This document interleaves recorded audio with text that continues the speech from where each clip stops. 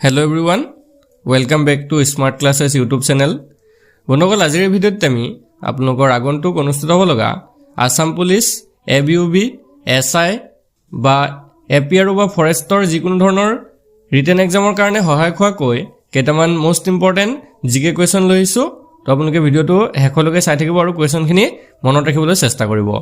আৰু বন্ধুসকল ইয়াতে আপোনালোকক আৰু এটা কথা জনাই থওঁ, যদি আপোনালোকৰ আসাম পুলিচৰ যিকোনো ধৰণৰ পৰীক্ষাৰ কাৰণে PDF সমূহ লাগে, অল সাবজেক্টৰ PDF আপোনালোকে পাই যাব। তো PDF খিনি পাবলৈ স্ক্ৰিনত আপোনালোকৰ এটা নাম্বাৰ দেখিছে 8133840965, সেই নাম্বাৰটোত আমাক হোৱাটছআপত মেছেজ কৰি অল সাবজেক্টৰ PDF সমূহ খুব কম মূল্যত লাভ কৰিব পাৰিব। তো যদি আপোনালোকৰ লাগে এতিয়াই হোৱাটছআপত মেছেজ কৰক। তো এতিয়া আমি বেছি দেৰি নকৰোঁ, কুৱেশ্যনখিনি চাওঁ। তো ফাৰ্ষ্ট কুৱেশ্যনটোত কি কৈছে চাওক। What is the minimum number of years fixed for a child to get free education? এজন শিক্ষাৰ্থীৰ বাবে ন্যূনতম কিমান বছৰ বিনামূলীয়া শিক্ষা ধাৰ্য কৰা হৈছে?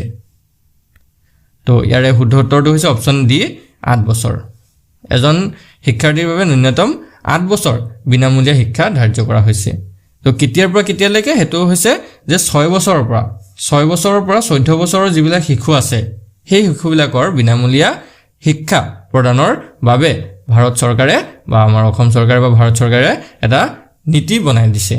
আৰু সেই যিটো এক্ট আছে বা যিটো নিয়ম আছে সেইটো কোনটো নিয়মৰ অনুসৰি এই 6 বছৰৰ পৰা 14 বছৰ বয়সৰ শিশুবিলাকৰ শিক্ষা যে ধাৰ্য কৰা হৈছে বিনামূলীয়া শিক্ষা, এইটো মনত ৰাখি থব। তো সেইটো আছিলে 2009 চনৰ, ঠিক আছে, 2009ৰ এটা RT এক্ট অনুসৰি, যিটো ভাৰতীয় সংবিধানৰ 21 অনুচ্ছেদত উল্লেখ আছে। তো সেই ভাৰতীয় অনুচ্ছেদৰ 21 অনুচ্ছেদত উল্লেখ থকা 2009 চনৰ RTE এক্ট অনুসৰি এই 6 বছৰৰ পৰা 14 বছৰ শিশুসকলক বিনামূলীয়া শিক্ষাৰ কথাটো উল্লেখ কৰা হৈছে। ঠিক আছে, নেক্সট কুৱেশ্যনটো চাওক দিয়া। Why is India called a republic? ভাৰতক কিয় গণতন্ত্ৰ বুলি কোৱা হয়? ঠিক আছে, Why is India called republic? ভাৰতক কিয় গণতন্ত্ৰ বুলি কয়? তো ইয়াৰ শুদ্ধ উত্তৰটো হৈছে option A, the head of the state is elected by the people. অৰ্থাৎ ৰাষ্ট্ৰৰ যিজন মুৰব্বী, সেই মুৰব্বীজন জনসাধাৰণৰ দ্বাৰা নিৰ্বাচিত হয়। অৰ্থাৎ যিবিলাক মানুহ থাকে, জনসাধাৰণ থাকো, আমাৰ দ্বাৰাই নিৰ্বাচন হোৱাৰ কাৰণে ভাৰতখনক গণতন্ত্ৰ বুলি কোৱা হয়। গণতন্ত্ৰ মানে হৈছে জনসাধাৰণৰ দ্বাৰা নিৰ্বাচিত হোৱা বা জনসাধাৰণৰ দ্বাৰা পৰিচালিত হোৱা। ঠিক আছে, next question. How many schedules are there in the constitution of India at present? বৰ্তমান ভাৰতৰ সংবিধানত কেইটা অনুসূচী আছে? তো এইবিলাক কুৱেশ্যনবিলাক ইম্পৰ্টেণ্ট হয়, মনত ৰাখি যাব কুৱেশ্যনবিলাক। ঠিক আছে, বৰ্তমান ভাৰতৰ সংবিধানৰ অনুসূচীৰ কথা সুধিছে, তো এইটো হৈছে অপশ্যন ডি 12, অৰ্থাৎ 12টা অনুসূচী আছে বৰ্তমান আমাৰ সংবিধানত। Next question. Which article of the constitution envisages free and compulsory education for child up to age of 14 years? এইমাত্ৰ যে মই পঢ়ি আহিছিলোঁ, হয়নে, এইমাত্ৰ কৈ আহিছিলোঁ যে সংবিধানৰ কোনটো অনুচ্ছেদে শিশুৰ 14 বছৰ বয়সলৈকে বিনামূলীয়া আৰু বাধ্যতামূলক শিক্ষা দিয়াৰ কথা উল্লেখ কৰিছে? তো এইটো আছিলে আৰ্টিকল এ, অপশ্যন এইটো হ'ব কাৰেক্ট এনচাৰ, আৰ্টিকল 21A, অৰ্থাৎ 21 নং অনুচ্ছেদ। ভাৰতীয় সংবিধানৰ যিটো 21 ক অনুচ্ছেদ আছিলে, সেই অনুচ্ছেদটোতে এইটো কথা উল্লেখ আছিলে যে যিসকল 6 বছৰৰ পৰা 14 বছৰ শিশু থাকে সেই শিশুবিলাকৰ বিনামূলীয়া শিক্ষাটো প্ৰদান কৰিবই লাগিব। তাৰপিছত 14 বছৰ পিছত শিক্ষা প্ৰদান কৰা হওক বা নহওক, কিন্তু 14 বছৰ বয়সলৈকে শিক্ষাটো দিবই লাগিব। মানে যিকোনো মানে যেনেকুৱা ধৰণৰে হওক, দুখীয়া হওক ধনী হওক, কোনো এইটো মেটাৰ নকৰে, কিন্তু 14 বছৰ বয়সলৈকে শিক্ষাটো প্ৰদান কৰিবই লাগিব। ঠিক আছে, নেক্সট কুৱেশ্যনটো চাওক। Which of the following determines that the Indian constitution is federal? তলৰ কোনটোৰ মতে ভাৰতীয় সংবিধানখন যুক্তৰাষ্ট্ৰীয়? কোনটোৰ মতে? তো এইকেইটা অপশ্যনকেইটা ভালকৈ পঢ়ি চাওক। ইয়াৰে যদি আমি শুদ্ধ উত্তৰটো চাওঁ, সেইটো হৈছে option D, distribution of powers between the centre and states, অৰ্থাৎ কেন্দ্ৰ আৰু ৰাজ্যৰ মাজত ক্ষমতাৰ বিভাজন। ইয়াৰ পৰা আমি গম পাওঁ যে ভাৰতীয় সংবিধানখন যুক্তৰাষ্ট্ৰীয় হয়। ঠিক আছে, কাৰণ কেন্দ্ৰত এটা বেলেগ ক্ষমতা থাকে আৰু ৰাজ্য চৰকাৰৰ এটা বেলেগ ক্ষমতা থাকে। কাৰণ আমাৰ কেন্দ্ৰৰ এটা চেণ্ট্ৰেল চৰকাৰ থাকে, হয় নহয়, কেন্দ্ৰীয় চৰকাৰ থাকে, আৰু ৰাজ্যখনত প্ৰতিখন ৰাজ্যৰ এটা ৰাজ্য চৰকাৰ আছে। মানে কি হয়, প্ৰতিখন ৰাজ্যৰ একোজন মুখ্যমন্ত্ৰী আছে, কেন্দ্ৰত আকৌ এইফালে প্ৰধানমন্ত্ৰী আছে, ৰাষ্ট্ৰপতি আছে। তো তাৰ পৰাই আমি গম পাওঁ যে ভাৰতখন যুক্তৰাষ্ট্ৰীয় হয়। Next question. Full form of NCPCR? NCPCR full ফৰ্মটো সুধিছে। তো ইয়াৰে শুদ্ধ উত্তৰটো হৈছে option A, national commission for protection of child rights. তো এইটো মনত ৰাখি থ'ব, ইম্পৰ্টেণ্ট হয়। Next question. In which year was the first compulsory primary education act passed in Assam? অসমত কোন চনত প্ৰথম বাধ্যতামূলক প্ৰাথমিক শিক্ষা আইন গৃহীত হৈছিল? তো অসমত সুধিছে এইটো, ইয়াৰে শুদ্ধ উত্তৰটো হৈছে অপশ্যন এ 1926ত। ঠিক আছে, এই আইনে 6 পৰা 11 বছৰৰ, ঠিক আছে, 6 পৰা 11 বছৰৰ যিবিলাক শিশু আছিলে বা ল'ৰা ছোৱালী আছিলে তাৰ বাবে প্ৰাথমিক শিক্ষাৰ যিটো আছিলে সেইটো বাধ্যতামূলক কৰিছিলে। Next question, what are the 3 types of services that the constitution of India envisages? ভাৰতীয় সংবিধানে কেনেধৰণৰ সেৱাৰ ইংগিত প্ৰদান কৰিছে? ঠিক আছে, কেনেধৰণৰ 3টা সেৱাৰ কথা ইংগিত দিছে? তো ইয়াৰ শুদ্ধ উত্তৰটো হৈছে option C, none of this. ইয়াৰে এইটো অপশ্যন চি হ'ব, all India services, central services and state services, অৰ্থাৎ সৰ্বভাৰতীয় সেৱা, কেন্দ্ৰীয় আৰু ৰাজ্যিক সেৱা। ঠিক আছে, এই 3টা সেৱাৰ কথা ভাৰতীয় সংবিধানে আমাৰ ইংগিত দিছে। Next question, what is the name of the largest democracy in the world? পৃথিৱীৰ বৃহত্তম গণতান্ত্ৰিক দেশখনৰ নাম কি হয়? তো এইটো কথা মন কৰিব, পৃথিৱীৰ ভিতৰত সৰ্ববৃহৎ গণতান্ত্ৰিক দেশখন হৈছে আমাৰ ভাৰত দেশ। তো অপশ্যন ডিটো হৈ যাব correct answer. Next question, what is the minimum age prescribe for election as president of India? ভাৰতৰ ৰাষ্ট্ৰপতি পদৰ প্ৰাৰ্থীজনৰ ন্যূনতম বয়স কিমান হোৱা উচিত? ঠিক আছে, ভাৰতৰ যে ৰাষ্ট্ৰপতি হয়, ৰাষ্ট্ৰপতি হ'বৰ কাৰণে তেওঁৰ বয়স মিনিমাম কিমান হ'ব লাগিব? তাতকৈ ওপৰত হ'লে কেছ নাই, কিন্তু তাতকৈ কম হ'ব নোৱাৰিব। তো সেই বয়সটো সুধিছে, এইটো হৈছে অপশ্যন চি 35 ইয়াৰ্ছ। ঠিক আছে, 35 বছৰ হ'লেহে এজন ব্যক্তি ৰাষ্ট্ৰপতি পদৰ কাৰণে তেওঁ মানে মনোনয়ন পত্ৰ দাখিল কৰিব পাৰিব। Next question, where is headquarter of the United nation located? ৰাষ্ট্ৰসংঘৰ মুখ্য কাৰ্যালয় ক'ত সুধিছে? তো ইয়াৰ ৰাইট এনচাৰটো হৈছে অপশ্যন এ, নিউয়ৰ্কত অৱস্থিত। মনত ৰাখি থ'ব, ৰাষ্ট্ৰসংঘৰ মুখ্য কাৰ্যালয় নিউয়ৰ্কত আছে। Next question, who accords recognition to the various political parties are national or regional parties? বিভিন্ন ৰাজনৈতিক আৰু আঞ্চলিক দলক কোনে স্বীকৃতি প্ৰদান কৰে? ঠিক আছে, কোনে স্বীকৃতি প্ৰদান কৰে? নিৰ্বাচনী আয়ুক্তৰ লগত আলোচনা মৰ্মে ৰাষ্ট্ৰপতিয়ে কৰে নে নিৰ্বাচনী আয়োগে কৰে না ৰাষ্ট্ৰপতিয়ে কৰে নে সংসদে কৰে? তো ইয়াৰে যদি আমি শুদ্ধ উত্তৰটো চাওঁ, এইটো হৈছে অপশ্যন বি, ইলেকশ্যন কমিশ্যন। অৰ্থাৎ নিৰ্বাচনী আয়োগে এই যিবিলাক ৰাজনৈতিক দল থাকে বা আঞ্চলিক দল থাকে সেইবিলাকক স্বীকৃতি প্ৰদান কৰে। Next question, who was the first president of Indian national Congress? ভাৰতীয় জাতীয় কংগ্ৰেছৰ প্ৰথম সভাপতি কোন আছিল? তো ভাৰতীয় জাতীয় কংগ্ৰেছটো গঠন হৈছিল 1885ত, হয়নে? 1885 চনত গঠন হৈছিল। কোনে গঠন কৰিছিল, কাৰ নেতৃত্বত যদি আমি চাওঁ, এলেন অক্টোভিয়াম হিউমৰ নেতৃত্বত গঠন হৈছিল। এতিয়া কুৱেশ্যনটো সুধিছে যে ভাৰতীয় জাতীয় কংগ্ৰেছৰ প্ৰথম সভাপতিজন কোন আছিল? তো মনত ৰাখি থ'ব, প্ৰথম সভাপতিজন আছিল অপশ্যন বি, WC বেনাৰ্জী, অৰ্থাৎ উমেশ চন্দ্ৰ বেনাৰ্জী। ঠিক আছে, গঠন কোনে কৰিছিল বা কাৰ নেতৃত্বত হৈছিল, তেতিয়া সেইটো হ'ব কি যিজন এলেন অক্টোভিয়াম হিউম আছিলে তেওঁৰ মানে জৰিয়তে এই ভাৰতীয় জাতীয় কংগ্ৰেছটো গঠন হৈছিল। আৰু চনটো ইম্পৰ্টেণ্ট হয়, চনটো আৰু প্ৰথম যিজন সভাপতি সেইটোৱে ইম্পৰ্টেণ্ট হয়। তো চনটো আছিল 1885, 1885 চন, আৰু প্ৰথম সভাপতিজন আছিল Umesh Chandra Banerjee. Next question, when were the first general election held in India? ভাৰতৰ প্ৰথম যিটো সাধাৰণ নিৰ্বাচন সেইটো কেতিয়া অনুষ্ঠিত হৈছিল? তো ইয়াৰ ৰাইট এনচাৰটো হৈছে অপশ্যন চি, 1952ত। 1952 চনত প্ৰথম নিৰ্বাচন অনুষ্ঠিত হৈছিল। Next question, who conducts election to the office of the president of India? ভাৰতৰ ৰাষ্ট্ৰপতিৰ নিৰ্বাচন কোনে পৰিচালনা কৰে? ঠিক আছে, ভাৰতৰ যে ৰাষ্ট্ৰপতিৰ নিৰ্বাচন হয় সেইটো কোনে পৰিচালনা কৰে? আমি জানো ভাৰতত বিভিন্ন ধৰণৰ নিৰ্বাচনবিলাক হয়, পঞ্চায়ত ইলেকশ্যন হয়, প্ৰেচিডেণ্ট ইলেকশ্যন হয়, তাৰপিছতে MLA ইলেকশ্যন হয়, MP ইলেকশ্যন হয়, তাৰপিছতে কি হ'ব, ৰাষ্ট্ৰপতিৰতো নিৰ্বাচন হয়। তো আমি ডাইৰেক্টলি জনসাধাৰণে ৰাষ্ট্ৰপতি নিৰ্বাচন কৰিব নোৱাৰোঁ। তো সেইটোৱে সুধিছে যে ৰাষ্ট্ৰপতিৰ নিৰ্বাচনটো কোনে পৰিচালনা কৰে?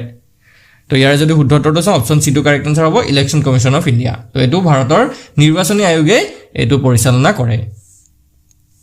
Next question, what percentage of seats does a political party win to become an opposition party? কিমান শতাংশ আসন পালে এটা ৰাজনৈতিক দলে বিৰোধী দলৰ মৰ্যাদা লাভ কৰে? তো ইয়াৰ শুদ্ধ উত্তৰটো হৈছে অপশ্যন এ, 10%। ঠিক আছে, 10%। টোটেল যিমান চিট থাকিব ন, তাৰে যদি 10% আসনো পায়, ধৰক ছাপ'জ 100টা চিট আছে, ঠিক আছে, ভাৰতৰ টোটেল 100টা চিট আছে, তাৰ ভিতৰত যদি 10টা চিটো লাভ কৰে কোনো এটা পাৰ্টীয়ে, তেতিয়াও সেই পাৰ্টীটোৱে অপজিশ্যন পাৰ্টি হ'বৰ কাৰণে মানে পাৰফেক্ট হৈ যাব। বুজি পাইছে? বিৰোধী ৰাজনৈতিক দলৰ মৰ্যাদা লাভ কৰিব। 10তকৈ বেছি পালেতো কোনো কথাই নাই, কিন্তু 10তকৈ যদি কম পায়, 9টা চিটো পায়, তেতিয়া কিন্তু বিৰোধী দলৰ মৰ্যাদা লাভ কৰিব নোৱাৰিব। বুজি পাইছে? Next question, name the organ that decides the dictates regarding election of the president. ৰাষ্ট্ৰপতিৰ নিৰ্বাচন সন্দৰ্ভত উৎপত্তি হোৱা বিবাদ নিষ্পত্তি কৰা সংস্থাটোৰ নাম কি হয়? ঠিক আছে, ৰাষ্ট্ৰপতিৰ যেতিয়া নিৰ্বাচন হয় তেতিয়াতো বিভিন্ন ধৰণৰ বিবাদ উৎপত্তি হয়। তো সেই বিবাদবিলাক নিষ্পত্তি কোনে কৰে বা কোনটো সংস্থাই কৰে? তো এইটো হৈছে option A, the supreme court, অৰ্থাৎ উচ্চতম ন্যায়ালয়ে কৰে। নেক্সট কুৱেশ্যন চাওক, in which year was the voting age of voters reduce from 21 years to 18 years? ভোটদানৰ বয়সটো 21 পৰা 18 বছৰলৈ হ্ৰাস কৰা কেতিয়া হৈছিল, কোন চনত কৰা হৈছিল? তো আগতে যি আমাৰ সাধাৰণ যিসকল মানে প্ৰাপ্তবয়স্ক ধৰা হৈছিল এইটো 21 বছৰ ধৰা হৈছিল।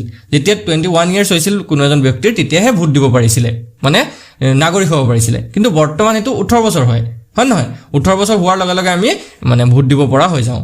তো এতিয়া এই কুৱেশ্যনটো সুধিছে যে এই 21 বছৰৰ পৰা 18 বছৰ যে কৰিলে সেইটো কোন চনত কৰিছিলে?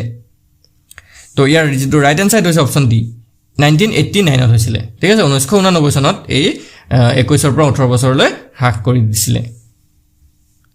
Next question, which of the following language use by UN? তলৰ কোনটো ভাষা ৰাষ্ট্ৰসংঘত ব্যৱহৃত হয়? ঠিক আছে, হিন্দী দি আছে, চীন ভাষা, বড়ো ভাষা, জাপানী ভাষা। ইয়াৰ ভিতৰত এটাহে অকল UNত অৰ্থাৎ ৰাষ্ট্ৰসংঘত ব্যৱহৃত ভাষা আছে, বাকী তিনিটা নহয়। তো আমি যদি চাওঁ সেইটো হৈছে অপশ্যন বি, চাইনিজ। চীন ভাষাটো ৰাষ্ট্ৰসংঘত ব্যৱহৃত হয়, বাকী তিনিটাই নহয়। Next question, where was communist government first form? Communist চৰকাৰ পোনপ্ৰথমতে ক'ত গঠন হৈছিল? তো ইয়াৰ ৰাইট এনচাৰটো হৈছে অপশ্যন বি, ইণ্ডিয়া। তো ভাৰতৰো কেৰালাত, ঠিক আছে, কেৰালাত এই কমিউনিষ্ট চৰকাৰ প্ৰথমতে গঠন হৈছিল। Next question, 25% of UN fund is contributed by? ৰাষ্ট্ৰসংঘৰ 25% পুঁজি কোনখন দেশে আগবঢ়ায়? ঠিক আছে, টোটেল পুঁজিৰ ভিতৰত 25% সেইখন দেশে, অকল এখন দেশে আগবঢ়ায়। তো সেই দেশখন কোনখন হয়? তো এইটো হৈছে অপশ্যন বি, দ্য USA, অৰ্থাৎ আমেৰিকা যুক্তৰাষ্ট্ৰই 25% পুঁজি আগবঢ়ায়। বাকী টোটেল যিমানকেইখন দেশ আছে ন UNত, বাকীকেইখনে মিলাই পিনে 75% পুঁজি দিয়ে, বাকী অকল অনলি 25% USA আমেৰিকাই দিয়ে। Next question, at present the total strength of the UN security council is? ৰাষ্ট্ৰসংঘৰ নিৰাপত্তা পৰিষদৰ মুঠ সদস্য সংখ্যা কিমান? বৰ্তমান সময়ত যদি আমি চাবলৈ যাওঁ নিৰাপত্তা পৰিষদৰ সদস্য সংখ্যা সুধিছে, তো এইটো হৈছে অপশ্যন বি, 15টা। Next question, in which year was the non aligned movement first meeting held? গোষ্ঠী নিৰপেক্ষ আন্দোলনৰ প্ৰথম বৈঠক কেতিয়া অনুষ্ঠিত হৈছিল? তো ইয়াৰ ৰাইট এনচাৰটো হৈছে অপশ্যন বি, 1961ত। ঠিক আছে, 1961 চনত অনুষ্ঠিত হৈছিল। Next question, which country has the longest written constitution?